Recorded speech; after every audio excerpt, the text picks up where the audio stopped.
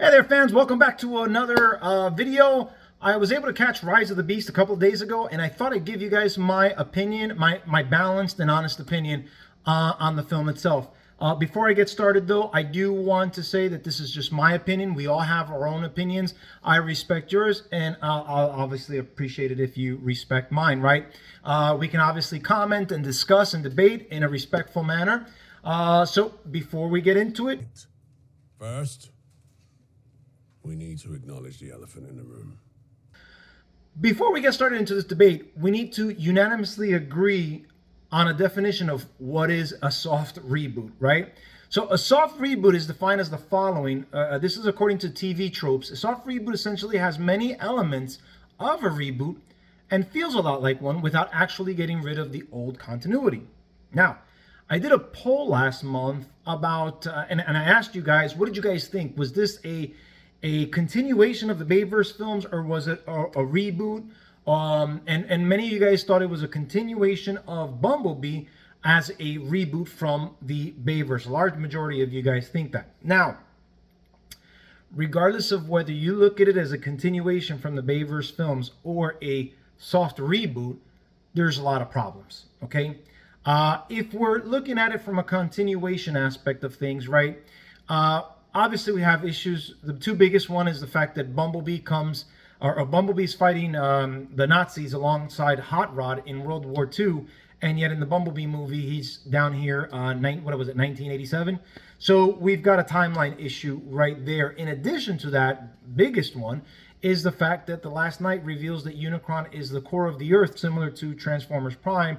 However, in the Rise of the Beast, we obviously see that that's not the case.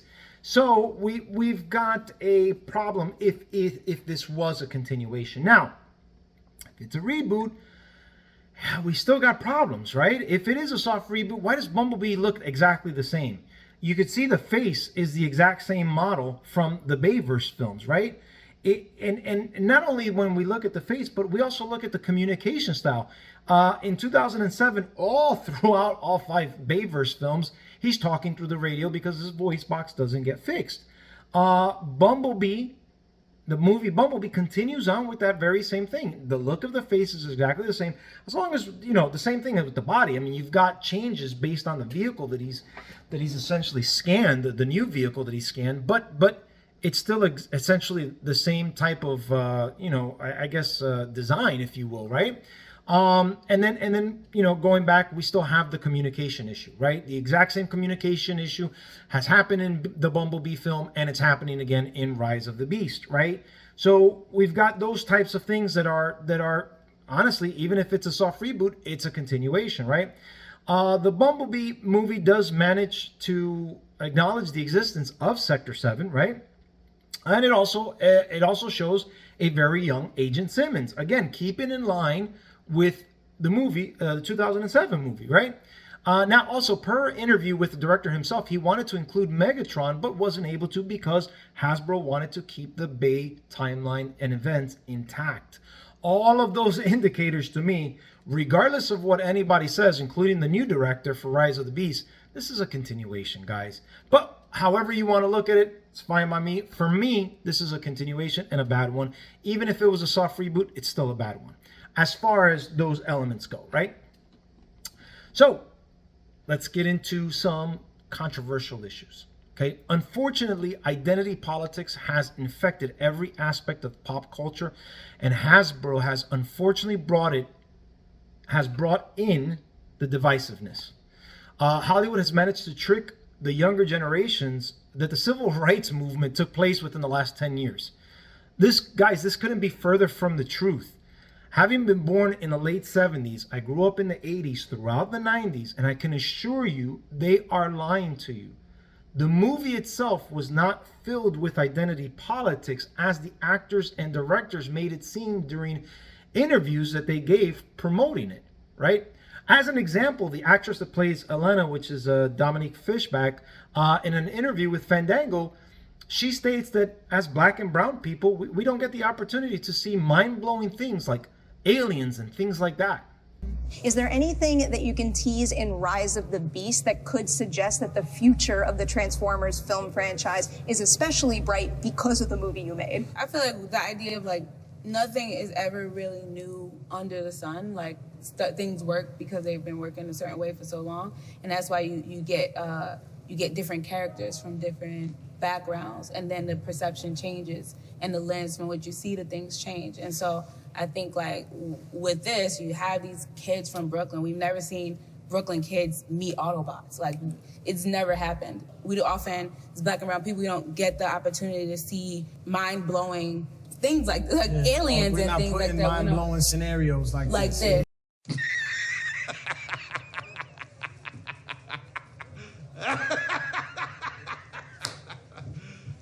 You serious? I mean, similar to Jennifer Lawrence and a comment that she made a couple of months ago about being the first female action lead, I can name a huge number of movies outside of the Transformers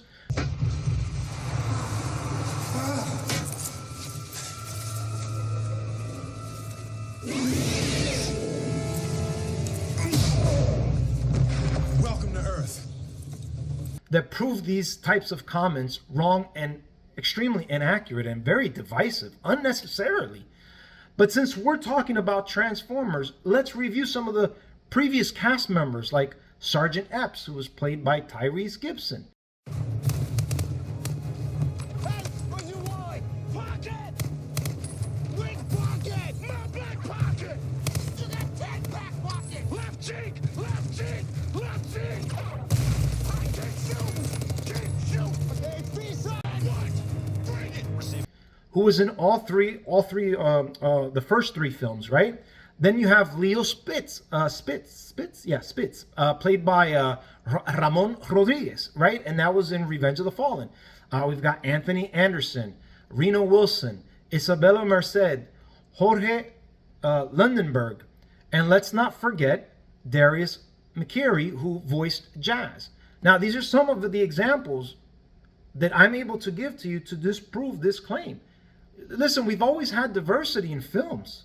The fact that we need it now, we need to hyper focus on it now, is absurd. And all it does is create issues. It creates division, right? We need to stop this. It's hurting the films. It's hurting the experience from the viewership. Look, if we look at, for instance, Transformers Prime, right? I say Transformers Prime because we set the bar. We had white people, we had black people, we had Asian people, we had Hispanic people, and it was never mentioned. It just seemed natural because guess what? It is natural. But anyhow, during another interview, the director claimed that we would focus on Latino and black culture.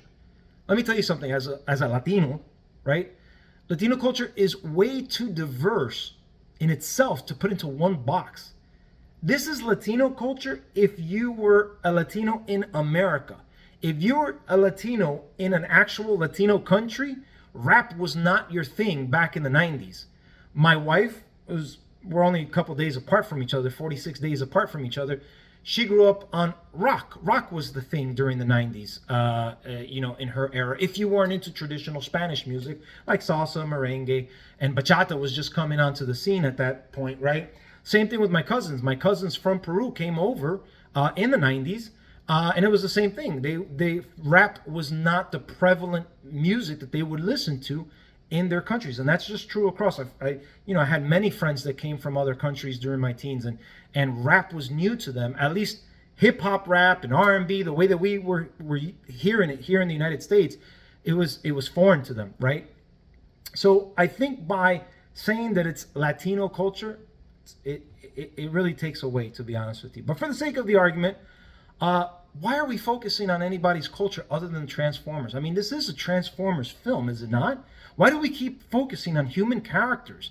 Why are we focusing now on Latino and black culture when we didn't focus in on white culture in the prior films? It's absolutely absurd. And I can't stand this precedent that's being put forth in the Transformers community. It's part of the reason why we have the division that we have. Subtly, the subtleties of identity politics was enough to really make my eyes roll. and it was probably enough to take away from people going to see this film. I think the interviews made it seem like there was a lot of identity politics than there actually was. I was only able to pick up 3 of the biggest ones, which is Noah's mother telling him that white people like to laugh during an interview. She's like, yeah, make sure you make them laugh. White people like to laugh. Everybody likes to laugh. I mean, why? First of all, why is she assuming that the boss is white? I went into the workforce in the 90s. I had white, black, Hispanic, male, female. Like, I don't understand this narrative that's being played. Again, the 90s were not the 50s. So to assume that is untruthful. It really is. Then it was, white boss exploiting Elena's character, right? So she was a black intern. So of course the white boss was exploiting the black intern, right? So the minority, right? And that's just common, or whatever the case may be. Again, it's just false. Could that have happened? Was there people that exploit that? I've never personally experienced that in the workforce, but I'm sure someone has. But again, the precedents that it's set white on black or white on color is just fueling the racist narrative that Hollywood wants to continue to portray, to continue to divide us. That's just the reality of it, guys. And honestly, it's making me sick because, like I've mentioned to you before, I grew up in the 80s, I grew up in the 90s. This stuff wasn't there. It didn't start to show up in the 2000s, and it's like on steroids after 2015. But anyhow, the other one was Elena asking Noah if he's pushing when they're removing the top of a rock tomb that was supposed to have the transwarp key, right? She looks at him, she goes, "Are you really pushing?" Noah was a soldier. Let me tell you, Noah's arms are bigger than my arms. There's no way that an intern, whether it's male or female intern, right, brainy type, is going to be stronger than a soldier, okay? So, I mean, again, we're either dividing people by race or we're dividing people by gender, and it's just foolish. So anyhow, that's it. That's all I'm going to say about that. But I want you guys to keep in mind that as I go through these, I'm gonna notate the good and the bad. It's not just the bad, because there are some good things about this film, and I'll highlight them, right? But for the most part, it is going to be critical, unfortunately. This movie suffers from a lot of the same things that made the other movies not good movies, right? I've said it before that these Transformer films are bad Transformer films, but they're still entertaining. And Rise of the Beast is no different. So, like the Bayverse movies, Rise of the Beast suffers from poor character representation. Did we see the classic backstabbing untrustworthiness of Starscream's character? No.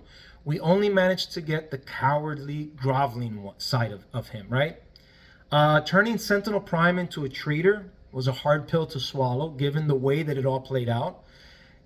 Poorly utilizing the Dinobots, without giving them any personality, was honestly dishonoring to such popular characters. Likewise, Rise of the Beast does very similar things, if not worse in some cases, right? So let's try and level them out, right? We'll point them out. Mirage, more so annoying than anything else. His personality would have been better, like on Cheetor. They gave him, it's alien to who Mirage is, right? It didn't seem anything like Mirage. It seemed more like maybe like a Transformers Prime smokescreen, Hot Rod, and like I said, maybe it would have been better for Cheetor, right? Cheetor was young, brash, like a teenager, right? And that's how this guy acted, right? They gave him the incorrect powers, right? Mirage used to turn himself invisible in G1. Hound was the one who created illusions, right? I know some of you guys are going to be like, well, what's the big deal? Again, listen, guys, the reason we're watching this on the big screen is because of the source. The source cannot be treated in a disrespectful manner. Can you change it and modify things to a way that is, to a way that maybe enhances things? Yes, but it's got to be honoring, right? It can't be disrespectful. You can't just look at it and say, bah. You've got to give credit where credit is due, because if it wasn't for that, we wouldn't be here, right? We wouldn't be watching these movies on the big screen. Anyhow. Okay, moving next, Cheetor. Cheetor. Speaking of Cheetor, what was Cheetor like? What was Rhinox like? I don't know. They only got 2 lines. I think Cheetor got 2 lines. I think Rhinox got 1 line. And that was it. That's all we got. Rise of the Beast. And really, we only had 2 Maximals who had a good amount of lines. Air Razor and Optimus Primal. Rhinox and Cheetor, pfft. The biggest travesty, or the second biggest travesty, is Wheeljack. Unfortunately, the butchering of Wheeljack continues. I mean, having possibly the worst looking Wheeljack in Dark of the Moon, right? Bumblebee manages to fix Wheeljack, and now here we are giving Wheeljack. I mean, I don't know. That looks nothing like Wheeljack. I mean, I would have been fine with this being a brand new character that we had never seen before, but to call this character Wheeljack, gosh, what a smack in the face. I feel bad for all you fans that are hardcore Wheeljack fans. I'm sorry. I'm gonna apologize to you. I'm sorry. Right? So it looked completely different, and the personality was completely different. I did not like Wheeljack at all. Not in the least bit. The greatest travesty, to be honest with you, is Optimus Prime. Right? His lack of compassion and protection towards life in general, right? I mean, Optimus Primal has to teach Optimus Prime to care about humans. I thought one of the qualities that made Orion Pax worthy of becoming a Prime was his compassion towards sentient life form. This version of Optimus Prime is completely out of character from the legacy of the hero that we all know and love. I can't believe that Optimus Prime feels no type of way for humans. He doesn't really care. He doesn't really care about what happens to Earth. He's only focused on Cybertron. Never seen that type of Optimus Prime before in any version, right? So it was really, really alien to me and really just discrediting towards the legacy of the character. I didn't like it. There were still some more problematic issues. Unfortunately, the movie has a number of problematic issues that rival its predecessors. I mean, again, the other films had a slew of issues that were wrong with it, and this one, has a slew of its own as well. One of the biggest issues haunting the Transformers movie is that the over-the-top focus on human characters. I mean, I mentioned it just a little while ago. Why are we focusing so much on humans? The movie is called Transformers. It's not called Sam Witwicky. It's not called Cade Yeager. It's not called Noah. It's called Transformers. The focal point should be the Transformers. The humans should be sub-characters, not main characters. So that, to me, it continues to just take away, to be honest with you. I honestly would like to see the first 5 minutes of the Bumblebee movie is what I would like to see a Transform. I would like to see at least one Transformers movie like that. To be honest, I know getting a series like that is going to be very difficult, but at least one movie where it's like it's predominantly focused on Cybertron would be phenomenal, right? But anyhow, the character Stratosphere, physically the biggest Transformer, did absolutely nothing other than transport Autobots from New York to Peru. And that was it. He didn't get involved in the fight at all. Now, you might say, well, Carlos, he's a pacifist. Okay, well, I didn't get that from the few lines that he had, because if you don't use him, then that's a missed opportunity. And if you didn't mention that he's a pacifist, then I don't really know that. So it doesn't make sense that Stratosphere, while sitting down, is still bigger than Optimus Prime, doesn't get involved in the final fight. Air Razor doesn't transform. Wow. Rise of the Beast, and we have a beast that did not transform. What a missed opportunity.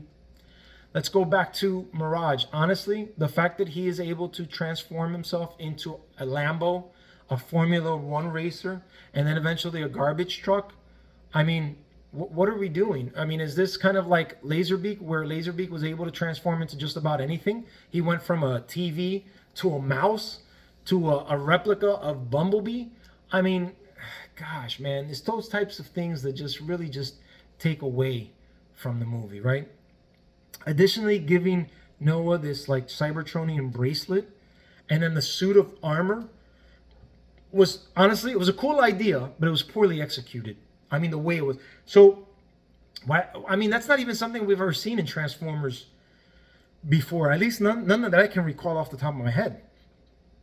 And again, I mean, the exosuit we have, right? We go back to 1986 and the humans have exosuits. Cool, right? But we didn't have an exosuit being done by someone or given, coming from an Autobot, or that an Autobot has a link. It makes sense if it's explained. And if it's explained why he's the only one able to do it. Can Bumblebee do it? Can Optimus Prime do it? Right? Can AirRaiser do it? Why is it the Mirage is only able to do it? Right? Now you go, Carlos, well, they're unique.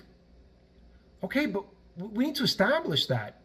Because if not, if we're just doing whatever at any given time, whoever has what, just because it's convenient, then that doesn't really make sense.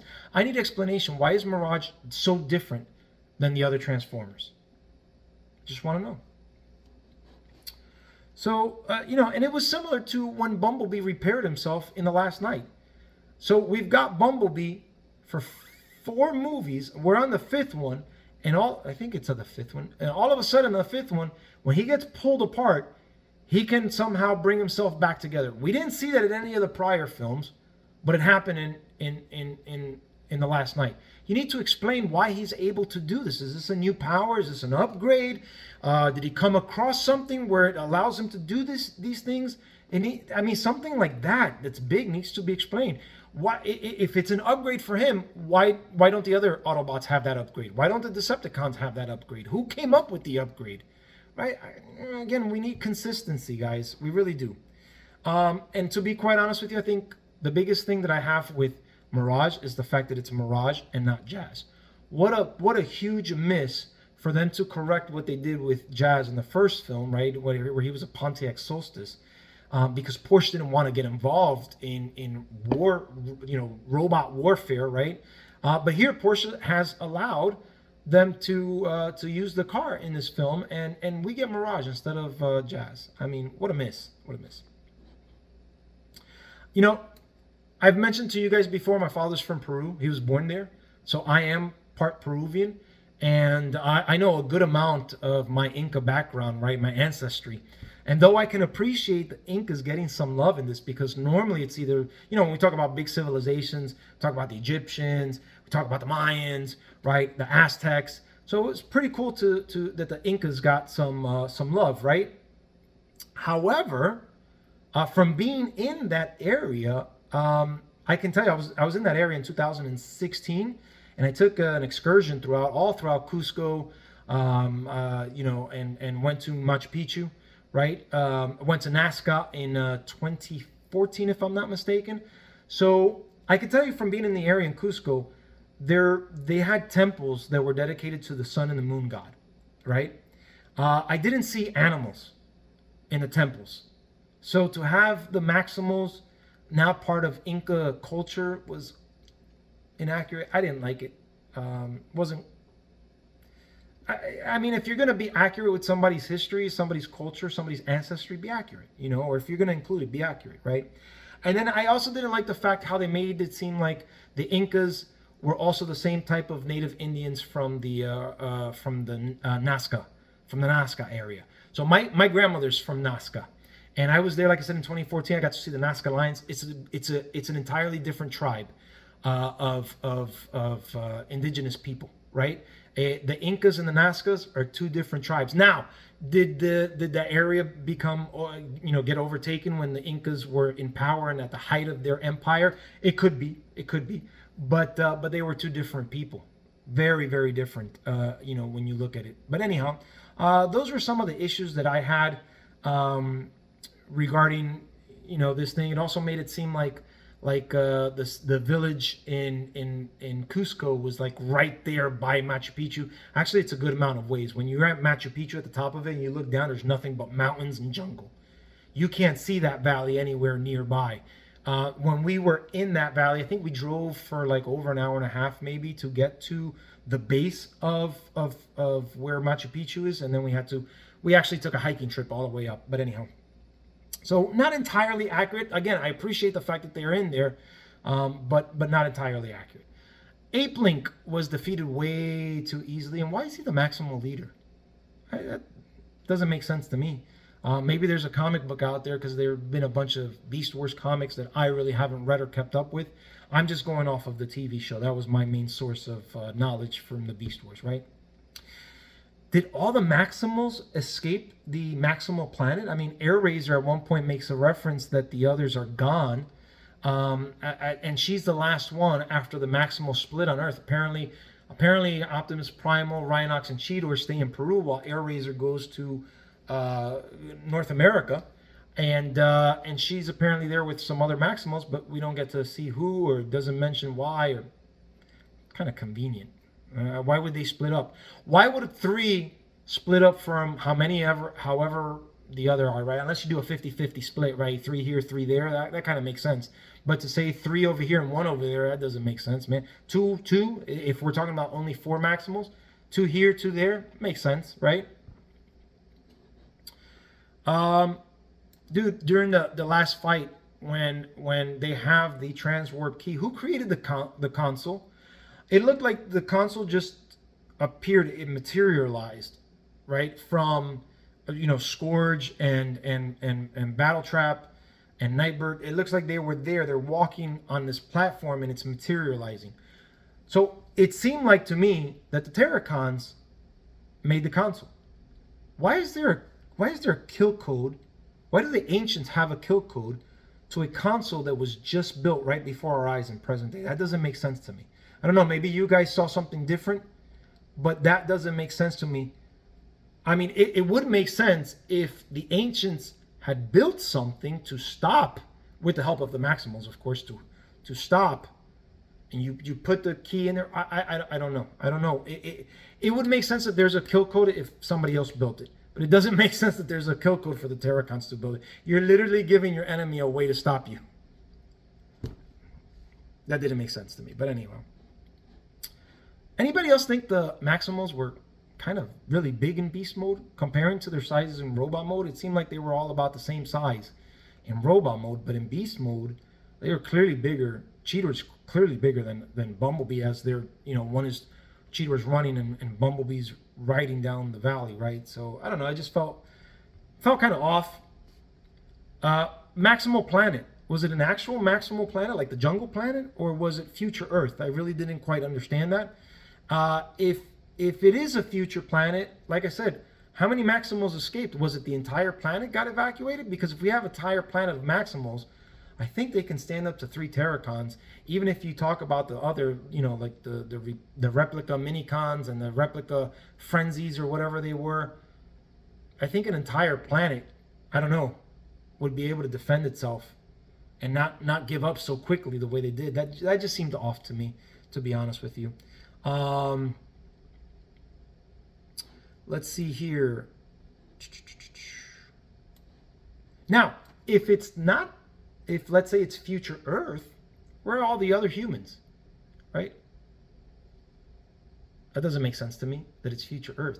And if it's not future Earth, if let's say it is like a jungle planet, why are they all Earth animals? I get it that it's Beast Wars, but remember, they scanned. When the Maximals landed on prehistoric Earth, they were here on Earth, and they scanned animals to prevent, energon buildup, because there was raw energon around, right? And their bodies were absorbing it, right? So why do we have robots scanning animals and Earth animals on an alien planet? That doesn't make sense to me. Again, this stuff wasn't thought out. I don't think this stuff was really thought out. In their development stages. I just think they're like, yeah, animal robots, cool, let's do it. Bumblebee's death was such a waste, given the fact that we saw in the trailer that he's in the final fight scene and he's jumping off a plane. And when you get to the scene, it's like, maybe like, I don't know, a little more than a quarter of the way into the movie where he dies. And it's like, all right, I know this isn't it, because I haven't seen him jumping out of the plane yet, so he's going to come back. So I think if you're going to kill off a character in the middle of the movie and bring him back, maybe don't show him in the trailer. Maybe you only show parts before the death and don't show parts after the death, because it kind of spoils it. So To be honest with you, I don't feel any of the Autobots' death the way I did in Dark of the Moon when Ironhide died. I think that we're not spending enough time with the characters to really fall in love. Now you might say, well, Carlos, Bumblebee he's been in every single movie, true. And so is Optimus, true. And those would probably be the only two that you feel when they die, if they actually stay dead. But again, be it the fact that off of the trailers, we saw additional footage after the death. It held no weight. I saw it, I'm like, yeah, he's coming back.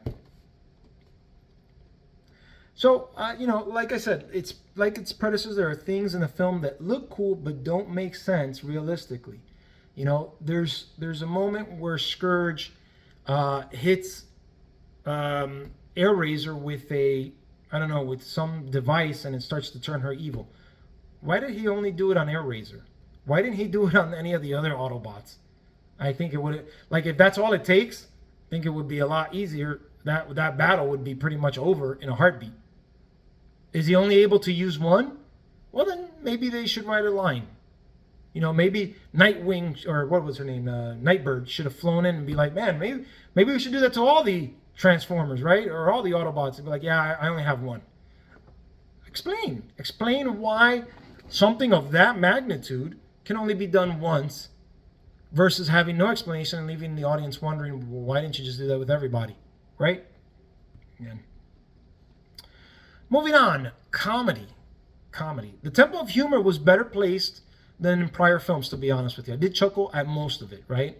The best one was the Marky Mark reference towards the beginning of the film, given the fact that Marky Mark, who's Mark Wahlberg, who plays Cade Yeager, right, in Age of Extinction and The Last Night, right? I thought that was funny, that reference where, yeah, Marky Mark's going into acting, right? Pretty hysterical. So that was on point. I really like that one. Noah speaking Spanish to Wheeljack and then Wheeljack calling him a racist was honestly both dumb and funny at the same time. It's dumb because this is the 90s. It's not the 2020s, right? This word wasn't used cavalierly as it is today. But it was funny to call Noah racist because the fake narrative is that only white people can be racist. But I do like how Noah responds, and he says that he's like, "Dude, you're a robot, so how's that racist?" So I mean, it was funny. It was funny. Given today's climate, I don't think I would have put that in there. Me personally, in my eyes, we should go back to the days when everyone was equal, and we just focused and we just focused on storytelling versus racial differences. Right? To me, it's pathetic, to be honest with you. Catchphrases like more than meets the eye was better used in this film than in the previous ones, to be honest with you. It still didn't hit the bullseye, but at least it managed to hit the target. I mean, Sam telling Michaela that there's more to her than meets the eye was like one of the dumbest, corniest lines or places you can stick that catchphrase. I didn't like it at all, but Primal telling Prime there's more to the humans than meets the eye was better placed than given Prime's outlook towards humans, right? Again, I wouldn't have written Optimus Prime like that. And you go, Carlos, well, he's growing as a Prime. Okay, we don't know that. That hasn't been established. We don't know when he became a Prime. So we don't know if this is his first year or second year of being a Prime, or if it's his 30th year or 300th year. We don't know. Right? I didn't get that sense off of the Bumblebee movie, right? He's a Prime. Now, if he was an Orion Pax and then given the Prime, the title of Prime in the Bumblebee movie, okay, well, I can understand growth. Optimus Prime isn't going to be perfect, but to disregard human life and to disregard a planet filled with life forms, nah, I'm not buying that one. Wheeljack, oh wait, I think I passed one. Yeah. Wheeljack manages to utter Rat Trap's infamous line of, "We're all gonna die." Not in that way, right? But he does say it. Unfortunately, Rat Trap was not included in this film. Given the fact that none of the Transformers were able to fit in the tunnel when Elena and Noah went through, like there's a tunnel that leads to the console, right? And it's only big enough for humans to fit through. I mean, that scene would have been prime for a rat trap type character. Now you go, well, what about the rest of the film? Again, rat trap could have been, be it that the Maximals are like robot size, right? They're larger than an actual animal. Well, you know, you could have had rat trap be a giant rat and been the size, you know, a little bit taller than the human, or human size, right? For given that that reality, right?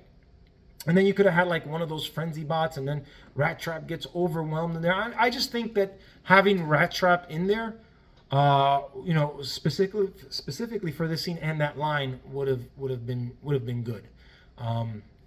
So yeah.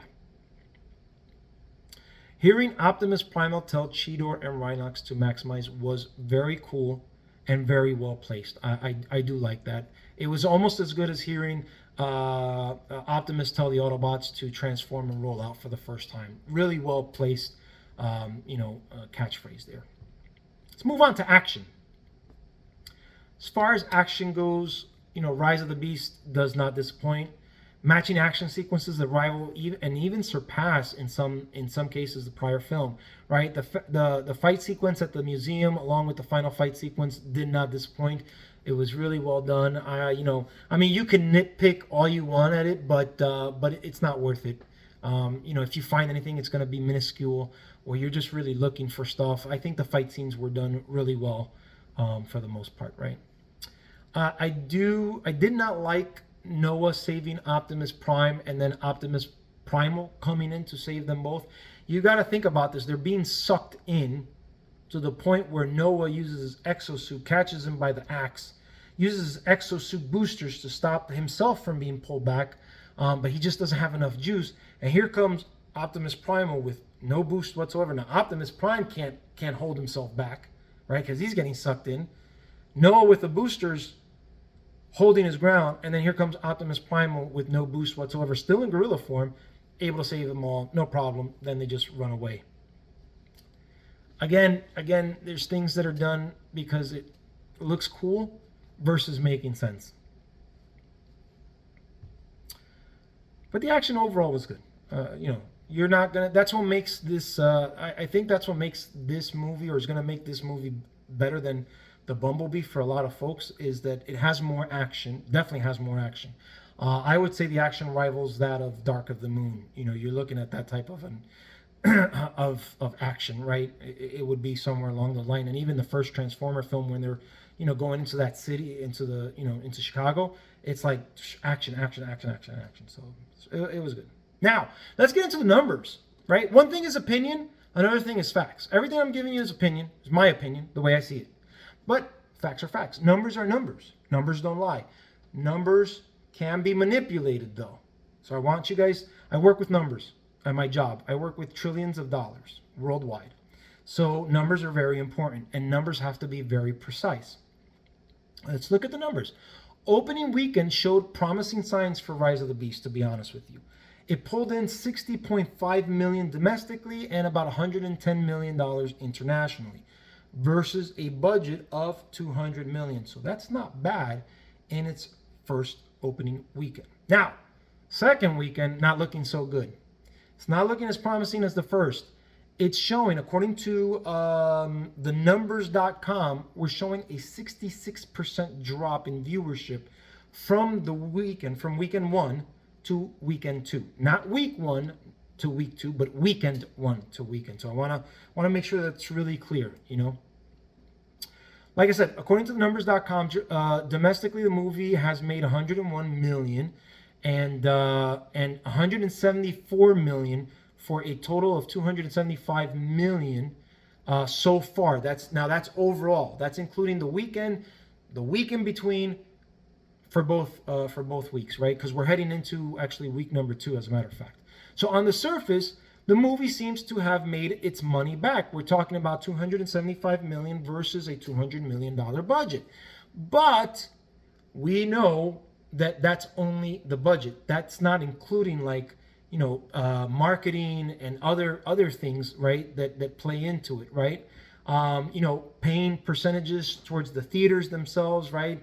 The different types of percentages that they get paid, right? Those types of things add on to it. From what I understand, On average, a movie has to make about double its budget in order for it to actually make a profit. Because remember, we're talking about gross numbers. The numbers that I gave you guys are all gross numbers, right? So again, around double in order for it to turn a profit. So let's look at these comparisons.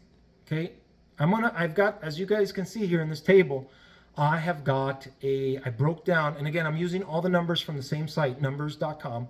And you can see here on this chart where Rise of the Beast stands in comparison to the prior 6 movies that came out. So opening weekend, like I said, 61 million, right? And we are looking at 5th place amongst all the others. Bumblebee comes in at 21.6, Last Night 44.6. So it beats those 2 out. But it doesn't beat out Age of Extinction, Dark of the Moon, Revenge of the Fallen, or the first Transformers film, right? It falls short of that. So it's in 5th place. Now, your weekend fall off, we mentioned 66%. What was the fall off for the other ones? It's actually the highest fall off in comparison, right? So it comes in dead last.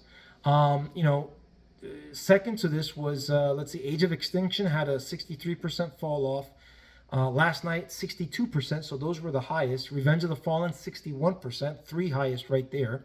Dark of the Moon had 52%, Transformers had 47%, and then the Bumblebee movie had 3%. However, the amount of money that Bumblebee made opening weekend is really low. So, I mean, the next weekend, it did almost the exact same amount, right? So the fall off wasn't as much.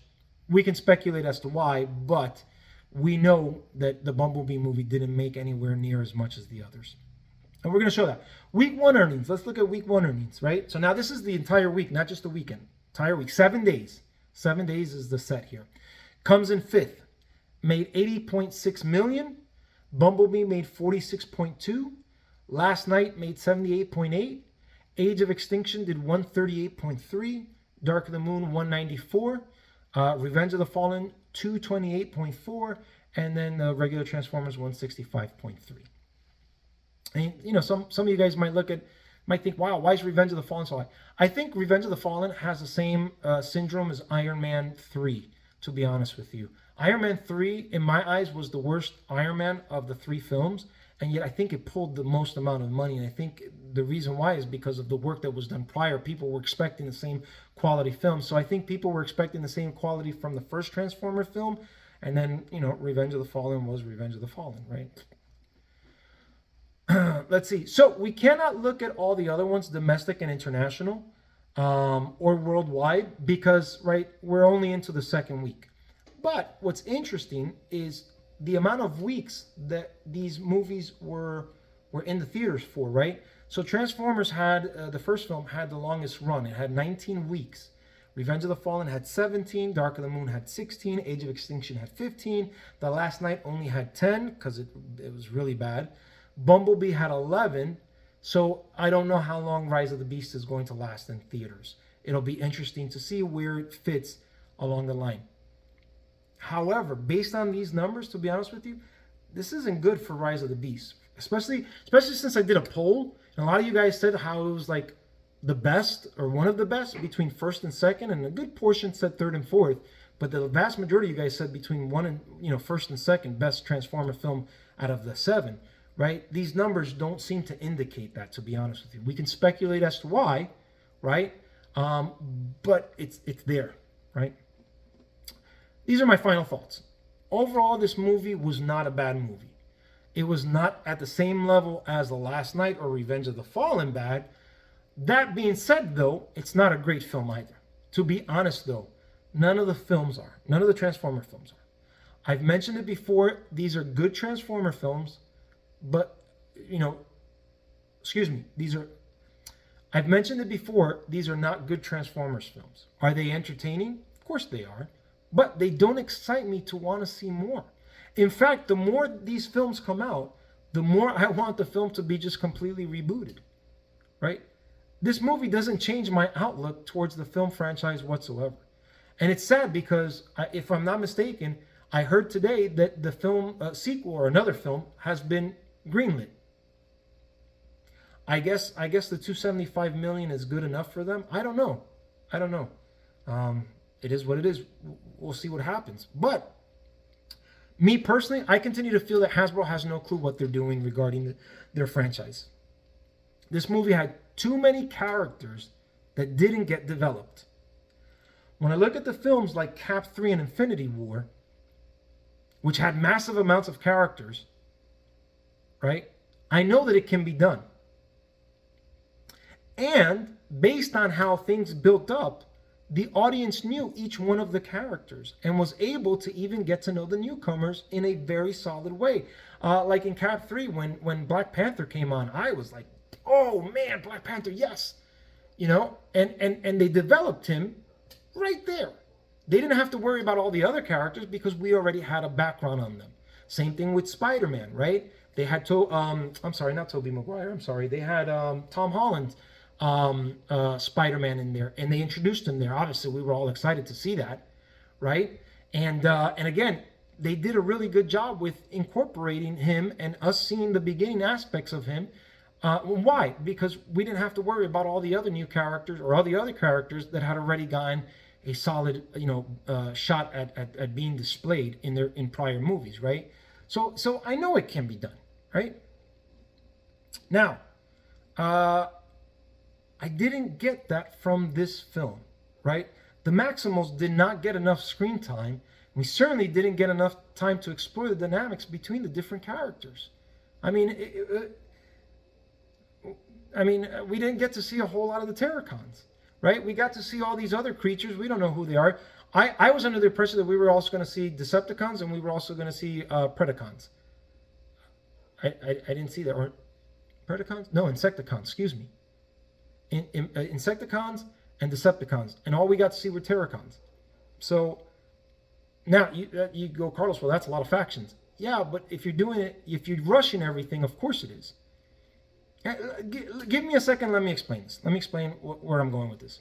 If I was running Hasbro and in charge of the movies, I would have approached this as a reboot. Very differently.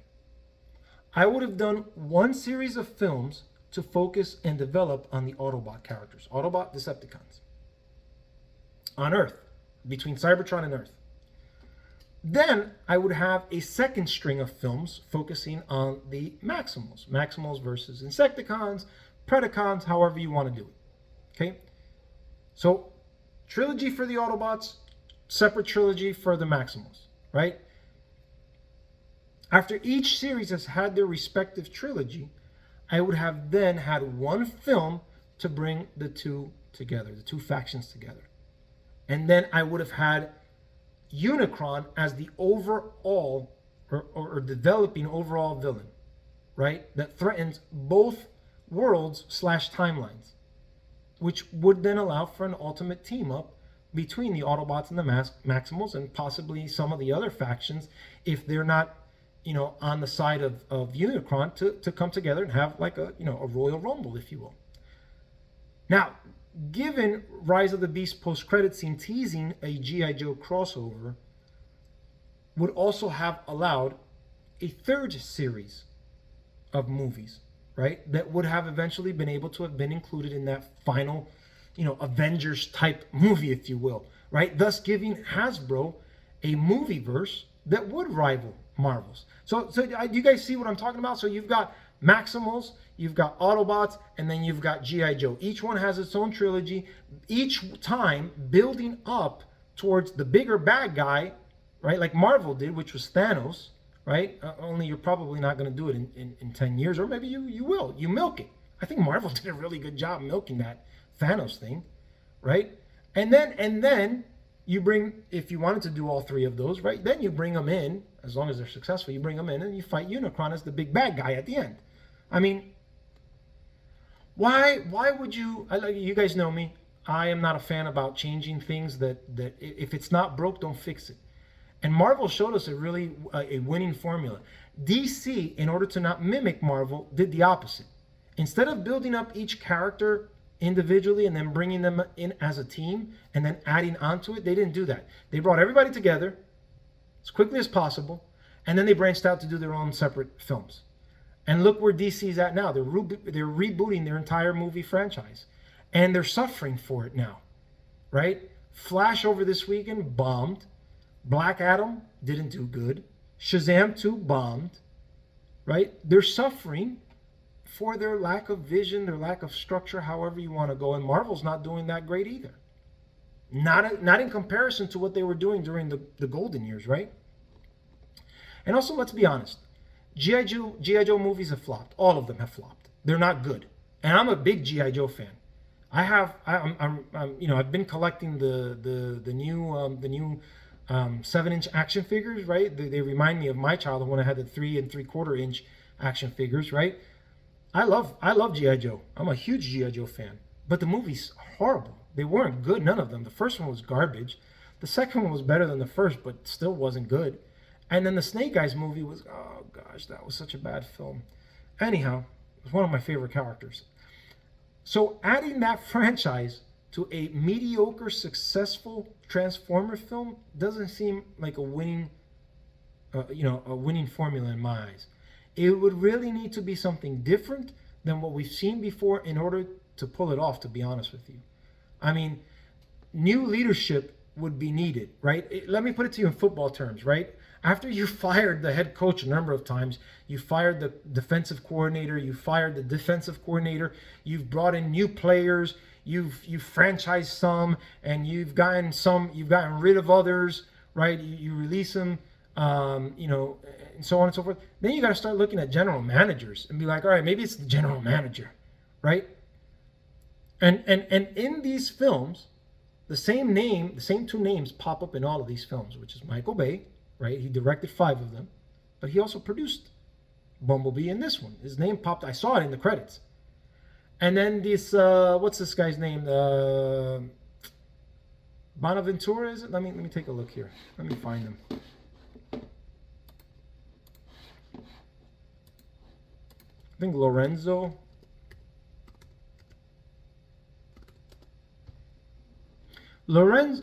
So the other guy that pops up is Lorenzo di Bonaventura. This guy's been a producer on all of the films, including the G.I. Joe ones.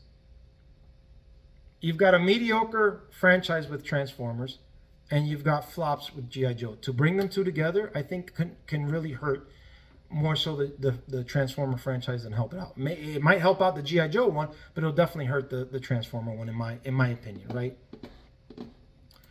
Which is sad because honestly, I don't think the Transformers franchise has reached its full potential.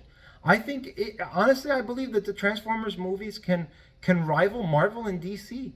Definitely DC. Forget it. It could blow DC out of the water, but it could rival Marvel. It could rival the Marvel universe if they stay away from certain things. If they stay away from what's causing the current franchise's downfall, which is Marvel and DC. They're into this woke politics stuff. They need to stop that. That's hurting more movies than anything else. I recommend Hollywood just stop that, but they're not. And it's literally costing them millions of dollars. Hundreds of millions. Now, we're not even talking about, tens of millions. We're talking about hundreds of millions. It's costing them hundreds of millions of dollars. They need to stay away from what's causing the franchises to decline while implementing what actually did work. You want a cinematic universe? You can do it. You started off on the wrong foot. Trilogy, come together, final bad guy. Guys, that's what I have to say about this review. I know a lot of you guys liked it, and I'm glad that you guys liked it. I'm glad, at the very least, you shouldn't feel like you got robbed of your money. And I know nobody's going to feel that way. At least I don't think anybody, for the vast majority, nobody's going to feel that way. So at the end of the day, but like I said, I'm not excited about it. It was what I expected, to be honest with you. And I'm sad that we're gonna get more of the same stuff. I really want to see a really good Transformers film. You guys know that I'm a huge fan, and I just want to see something that's at the level of Avatar, right? Cap 3, Cap 2, Avengers Infinity War. I want to see movies, a Transformer movie, be at that caliber, and it can. It has the potential. It just needs the right vision. But anyhow, guys, don't forget to click the like and subscribe if you guys like this stuff, right? Helps out the channel, helps grow, right? And helps, more people know about us and what we're doing here with our project. All right, guys. Until next time, guys. Peace out. Till everyone.